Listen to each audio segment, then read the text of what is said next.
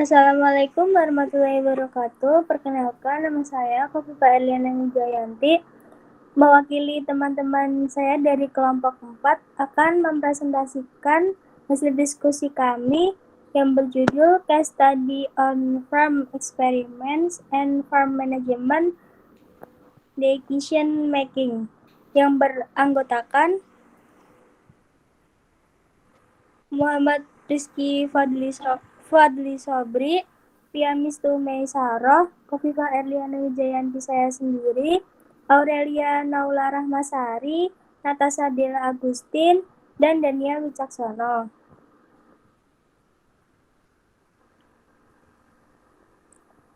Pengantar. Studi kasus dipilih untuk mengevaluasi perilaku, persepsi, dan pendapat petani. Karena yang pertama, survei akan ukuran sampel yang sangat kecil. Yang kedua, penelitian sudah bekerja sangat erat dengan subjek studi kasus dan kurangnya informasi latar belakang umum tentang topik penelitian. Studi kasus berfokus pada dua kelompok yang didasarkan pada apakah petani menerima laporan analisis spasial dari uji coba di pertanian mereka dan hanya digunakan untuk menguji intervensi oleh proyek melalui spasial layanan analisis dan laporan terkait. Next. Latar belakang. Penelitian studi kasus ini dibangun atas pekerjaan sebelumnya yang terkait dengan adopsi dan penggunaan hasil monitor. Kasus teknik studi telah digunakan dalam pertanian untuk topik manajemen pertanian dan untuk masalah pertanian presisi. Hasil Urkola menunjukkan bahwa petani dengan pemantau hasil mengurangi penggunaan strip desain percobaan yang mendukung desain eksperimental bidang split blok besar. Urkola menyarankan bahwa petani dengan pemantau hasil memberi bobot lebih pada uji coba di lahan daripada petani tanpa hasil monitor yang ditegaskan kembali oleh Daberkow dan Fernandez Cornejo 2006 yang melaporkan bahwa pengumpulan data uji coba di lahan adalah penggunaan monitor hasil tertinggi ketiga dari USDA ARMS. Survei dengan 43% responden dengan unit GPS menggunakan teknologi untuk uji coba di lahan. Next.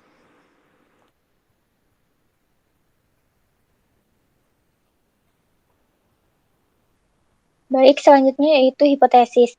Hipotesis dan metode hipotesis dipilih berdasarkan tinjauan literatur, informasi sebelumnya, dan pengalaman bekerja dengan petani. Analisis data, 3 teknik pengumpulan informasi umum meliputi pengamatan, observasi, dan wawancara. Petani diamati dan diwawancarai mengenai informasi rekomendasi produksi lokal yang tidak biasa dari spasial analisis, desain eksperimental, dan proses pengembalian keputusan manajemen pertanian mereka.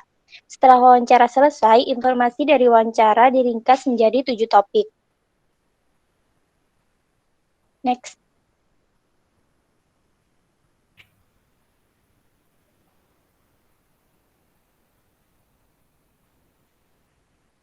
Selanjutnya yaitu kelompok studi kasus referensi.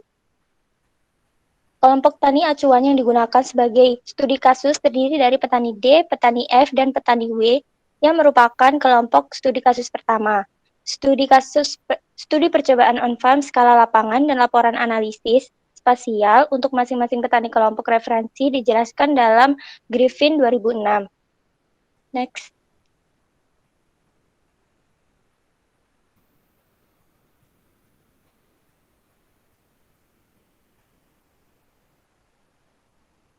Yang pertama yaitu petani D. Petani D merupakan produsen irigasi kepemilikan tunggal di Tazewell County, Illinois.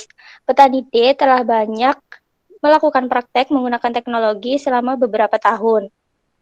Uji coba di lahan sebelumnya termasuk hibrida jagung, fungisida jagung, dan perawatan benih, insektisida, fungisida, kedelai, kesehatan tanaman, tingkat kesuburan, dan tingkat penyemaian kedelai, dan jagung popcorn.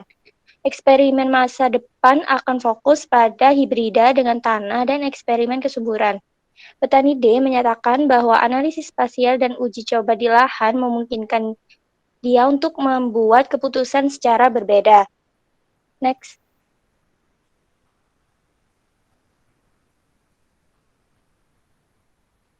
Selanjutnya untuk petani F. Studi kasus pada petani F ini diketahui bahwa pada kelompok tani tersebut telah menggunakan komputer selama lebih dari 12 tahun dan internet hampir 10 tahun. Kelompok tani ini telah menggunakan navigasi light bar manual selama 4 tahun sebelum mengadopsi panduan otomatis 4 tahun lalu. Percobaan on-farm di masa depan termasuk waktu aplikasi nitrogen pada jagung, termasuk aplikasi lead, penempatan dalam pupuk fosfor dan kalium, dan fungisida daun, dan perawatan insektisida. Petani F mengharapkan layanan analisis spasial dilakukan oleh perusahaan swasta.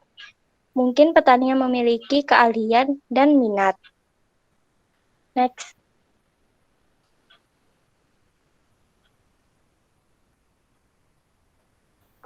Selanjutnya yaitu petani W. Petani W telah menjadi kolaborator penelitian sejak dimulainya proyek ini. Petani W memiliki salah satu light bar pertama 9 tahun lalu dan mulai menggunakan panduan otomatis 2 tahun lalu.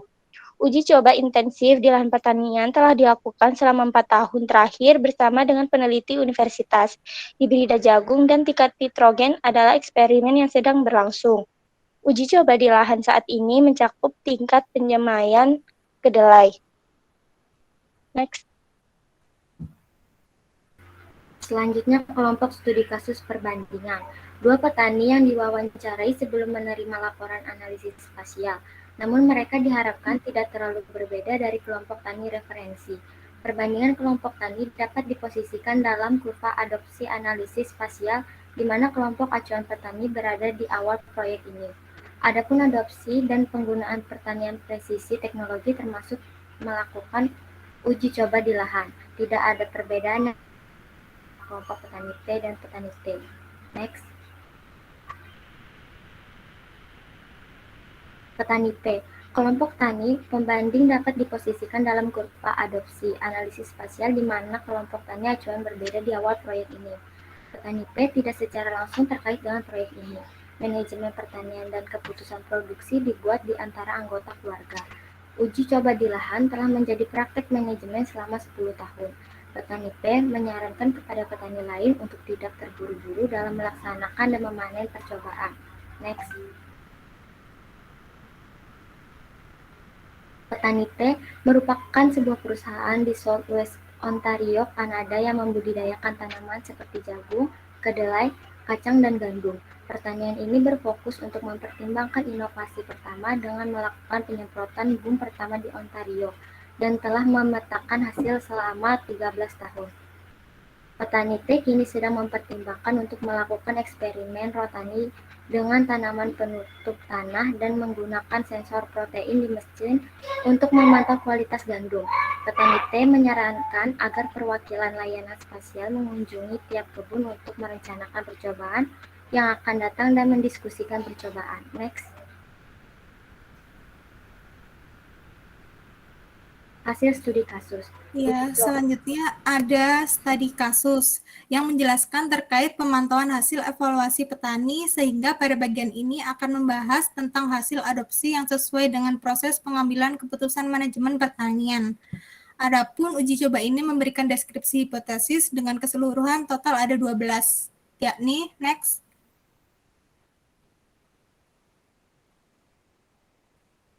Hipotesis pertama menyatakan bahwa petani menggunakan kombinasi sumber dengan mengukur nilai variabilitas dan membandingkan dengan hasil industri. Dalam pengambilan ini keputusannya bersifat informasi kualitatif. Yang kedua, hipotesis H2 bahwa petani menggunakan kombinasi sumber informasi kualitatif untuk pengambilan keputusan didukung oleh 2 dari 3 petani kelompok acuan dan kedua petani kelompok pembanding.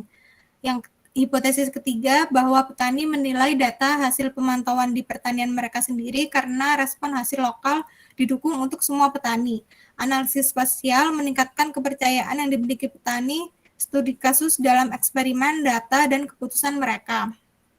Hipotesis 4 menyatakan bahwa petani lebih percaya diri dalam uji coba di lahan mereka. hipotesis 5 bahwa petani menggunakan pemantau hasil terkait dengan GPS telah berhenti menggunakan metode pengukuran hasil lain yang digunakan untuk mengukur hasil di lapangan, didukung untuk 2 dari 3 petani kelompok acuan dan salah satu petani kelompok pembanding. Baik survei ARMS maupun penelitian studi kasus ini menunjukkan bahwa negosiasi sewa guna usaha dan pembagian hasil panen bukanlah penggunaan yang umum dari pemantau hasil. Next.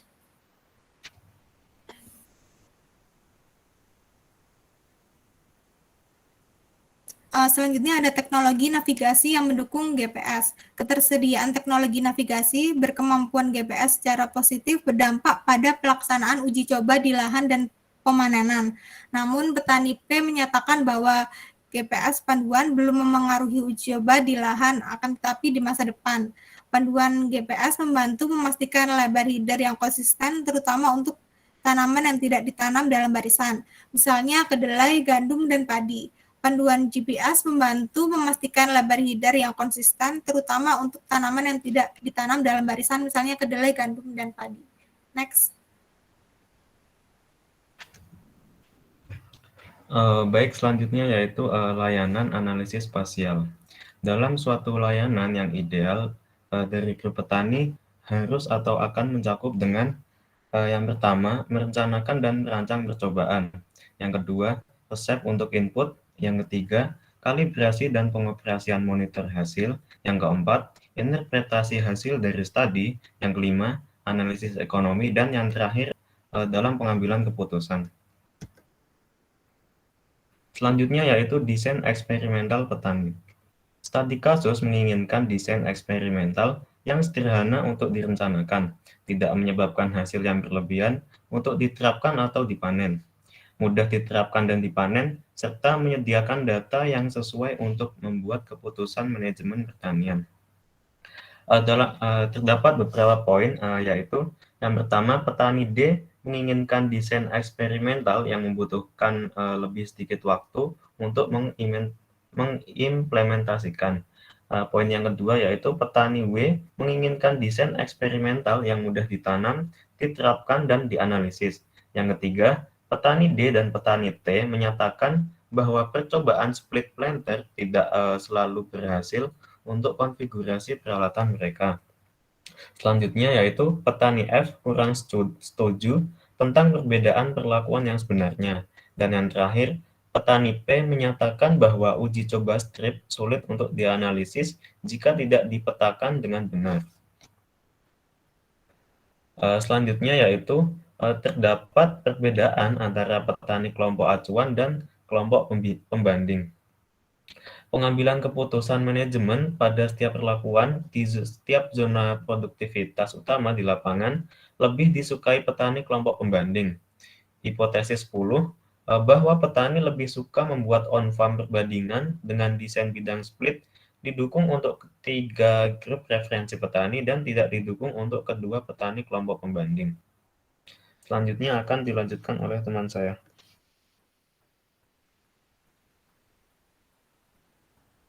Selanjutnya ada peran eksistensi universitas.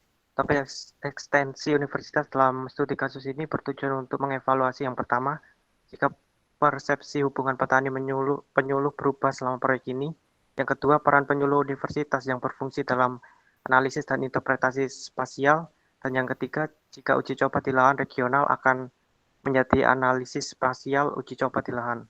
Namun, petani P dan petani W berbeda dari subjek lainnya, menyarankan penyuluh memiliki peran penting dalam penelitian pertanian termasuk rekomendasi pada desain eksperimental.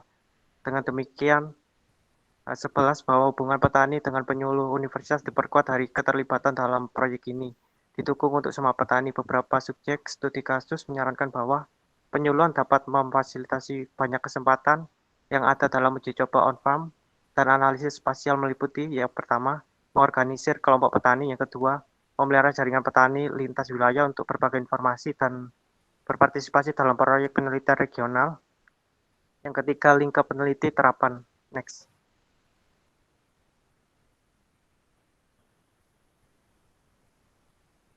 Selanjutnya ada laporan analisis spasial. Laporan analisis spasial dibutuhkan adanya evaluasi untuk menentukan konten yang paling penting, sehingga dapat memberikan informasi yang lebih bermanfaat bagi para petani. Selanjutnya ada ringkasan studi kasus.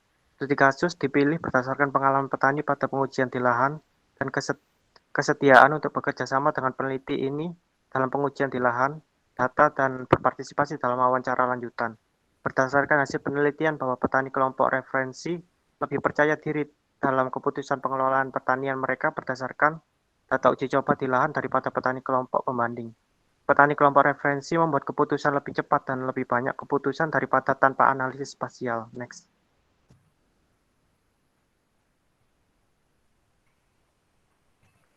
Selanjutnya adalah keterbatasan studi kasus.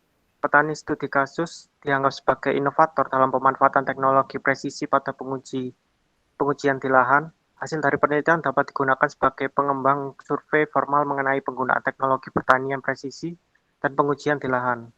Selanjutnya ada penemuan masa depan. Hasil studi pada penelitian memberikan informasi yang cukup membuat instrumen peneliti pada petani yang lebih luas pada penggunaan adopsi teknologi yang lebih luas. Kajian pasar untuk mengetahui nilai layanan analisis data spasial bagi petani, biaya yang tersedia dibayarkan petani untuk layanan tersebut, dan pendapatan untuk menarik analis akan bermanfaat. Akan tetapi analisis data spasial yang disarankan dalam penelitian tidak dapat berlaku luas untuk kelompok petani. Next.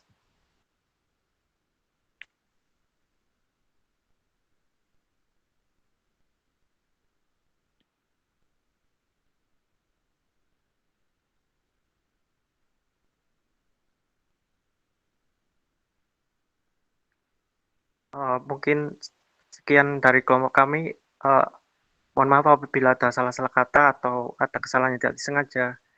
Sekian, wassalamualaikum warahmatullahi wabarakatuh.